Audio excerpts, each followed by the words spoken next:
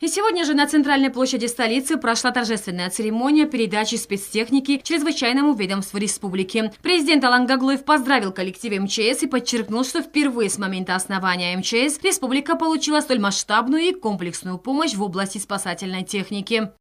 Сегодняшнее событие имеет особое, знаковое значение. С момента основания МЧС в Южной Осетии наша республика не получала столь масштабной и комплексной помощи в области спасательной техники. Это важнейший шаг в укреплении нашего ведомства.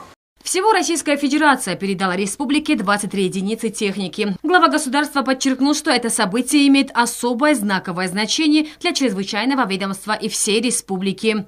Данная поставка – это лишь первый этап. Второй этап передачи техники уже запланирован в 2026 году. Но я хочу подчеркнуть, мы принимаем не просто транспортные средства и оборудование. Мы принимаем инструменты для спасения жизни, для защиты наших граждан, что является высшим приоритетом любого государства. Президент также отметил, что данная помощь показывает системный подход, который стал возможен благодаря высочайшему уровню доверия и взаимодействия между двумя странами. Глава государства выразил благодарность руководству России за последовательную поддержку, оказываемую нашей республике.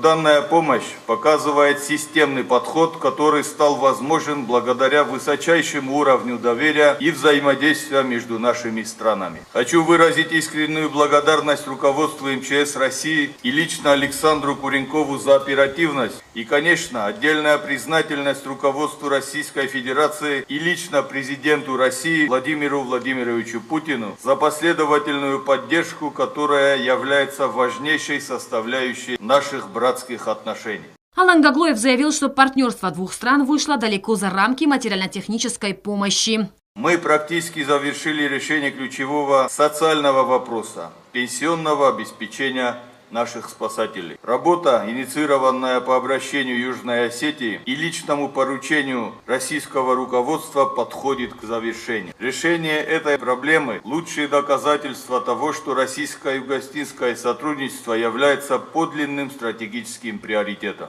Глава государства выразил уверенность, что обновление материально-технической составляющей повысит работоспособность и эффективность чрезвычайного ведомства. Уверен, что сегодняшний день станет новой точкой отсчета в повышении готовности и эффективности МЧС Южной Осетии. Мы ценим эту помощь и рассматриваем ее как вклад в общую безопасность. Благодарю всех, кто сделал это возможным.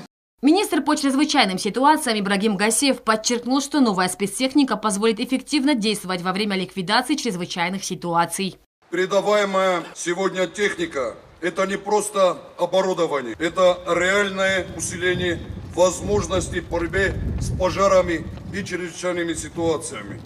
Новые инструменты для спасения жизней и защиты имущества граждан. Гасеев выразил благодарность российским коллегам за последовательную помощь. Каждое совместное действие, будто подготовка кадров, методическое сопровождение или укрепление нашей материально-технической базы, это реальный вклад в безопасность Южной Осетии. Со своей стороны мы прилагаем все усилия, чтобы наше взаимодействие было максимально эффективным. Обращаясь к спасателям, Гасеев выразил уверенность, что они будут использовать новую технику с максимальной отдачей. Современные пожарные автомобили и специальная техника займут место в расчетах наших подразделений, повысив оперативность реагирования. Это событие – наглядное подтверждение крепких братских отношений между нашими государствами и народами, взаимном уважении и готовности помочь в любую минуту. Уверен, что вы будете использовать ее с максимальной отдачей, чтобы помощь населению становилась еще быстрее и эффективнее. Директор Департамента международной деятельности МЧС Российской Федерации Дмитрий Мельник подчеркнул, что это первый этап поставки техники согласно поручению правительства России.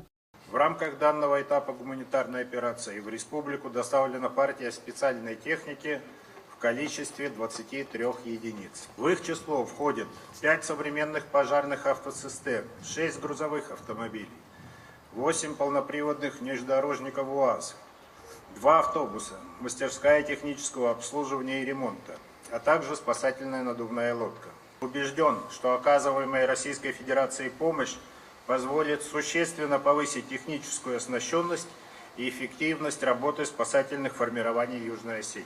Мельник вручил главе МЧС Южной Осетии Ибрагиму Гасееву дарственный сертификат, подтверждающий право на спецтехнику. После официальной части главе государства продемонстрировали новую спецтехнику. Полностью наше производство, полностью практически все запчасти, там чуть-чуть есть импортного, но основное это все наше. Но у меня такие КАМАЗы уже находили с 22 по сегодняшний день, там не 100 тысяч километров. Автотранспортные средства в ближайшее время заступят на боевое дежурство. Это не первая акция помощи для республики. Ранее, благодаря Российской Федерации, удалось обновить материально-техническое оснащение ряда министерств и ведомств республики. Так, в этом году несколько силовых структур получили новые автомобили. Чеченская республика передала в дар Южной Осетии 10 автомобилей УАЗ «Патриот». Они были распределены между силовыми подразделениями МВД и Госохраны. Согласно договоренностям президента Алана Гаглоева с российскими коллегами, в марте текущего года был обновлен автопарк Государственной службы охраны. На службу бойцам передали 11 новых автомобилей – танк, Нива Тревел и микроавтобусы. Значительная помощь оказана службе неотложной медпомощи. В сентябре этого года из личного фонда президента России для Южной Осетии поставлены машины скорой помощи и необходимое оборудование, что существенно повысит эффективность оказания медпомощи населению. Долгожданным событием стало и приобретение республикой новой сельскохозяйственной техники для аграриев. Более 20 единиц техники и трактора для обработки земель и уборки урожая были приобретены на собственные средства государства. Обновление материально-технического составляющего министерств и ведомств Южной Осетии будет продолжено. Зарина Кочиева, Аида Кочиева, Азамат Кудзев. Информационный выпуск сегодня.